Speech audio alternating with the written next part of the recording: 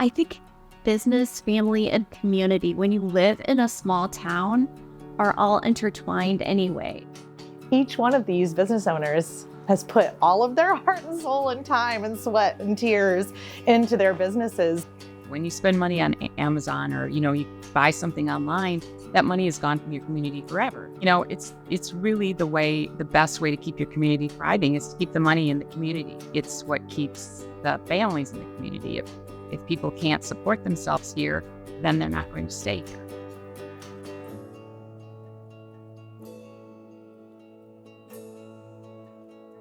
I am Stephanie Henning, and I'm the owner of Modish. My name is Gail Bolson Magnuson, and I'm the owner of Decorah Arts. My name is Lisa Lance, and I guess you would call me owner-operator of the Get Up. It's very intermeshed, the life of an entrepreneur. I have a family. I've got 2 boys. They're 14 and 11. And I made this transition into entrepreneurship and owning a store 6.5 years ago. I actually spend a lot of time at my store. It is basically my baby. This store, along with my 2 dogs, is my life, basically. I have so enjoyed doing it for years. It's extremely important to me. I think business, family, and community, when you live in a small town, are all intertwined anyway. So things that you get to do out in the public are always mixed with your customers. Like, so your customers are friends, and it's just really fun to be able to be part of that. Being able to have those relationships is like the beautiful part of owning a business in a small town.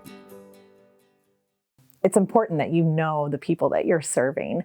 And that's really the core of our mission. That's why we started our stores, so that we could support our community. And so that, I feel like, has been one of the most rewarding parts of starting my own business, is becoming much more involved in my community. The idea of a circular economy as well is that the resources and money go back into the community. Community can't actually exist unless everybody is involved in it, right? That without the inclusiveness of including everybody, it's not a real community. I think one of the things that I have really been proud of throughout the time of having my store is that I have promoted local artists, and that sense of community and knowing that that I'm supporting not only things that are made locally, but those artists have families here and they raise their children here, and we are all in this together, I think. And there's just nothing like walking into a store and actually seeing, feeling, and just really touching the products that you're wanting to buy. Feel very deeply that selling local and promoting local products and just supporting our own local community is extremely important. You buy something online, that money is gone from your community forever. But if you buy something in my store, then I'm going to go to somewhere else in town and buy something, and then that person's going to buy something else in town. And it's really the best way to keep your community thriving is to keep the money in the community. And it's what keeps the families in the community. If people can't support themselves here, then they're not going to stay here. So it makes a huge difference. I think when you talk about shopping locally, it is shop local first. Obviously, we have an amazing, diverse array of businesses downtown. I think you're really hard pressed to look for things that you can't get downtown. But it has really impacted the way that I shop. There are so many benefits to it. The circular part of the money, keeping more money in our local economy, especially when budgets are tight. It's hard to buy groceries. It's hard to make all the ends meet for a lot of families. And I think thinking about my own staff, like, I love being able to keep people employed.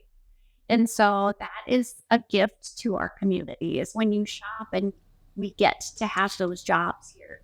We get to buy buildings. We get to pay local real estate taxes. There are just so many ways that we all get to show up for each other. It does make a huge impact. I think before I became a small business owner, I maybe didn't fully appreciate where my dollars were going, and probably didn't fully appreciate what went into creating a life in a small town. It's a diverse set of skills that you need to have in order to own your own business. You have to know just a little bit of absolutely everything, from marketing to insurance to sales to just a little bit of everything. Our brand is friendship. It feels like we get to be part of a sisterhood when people come into the store and we get to share that experience.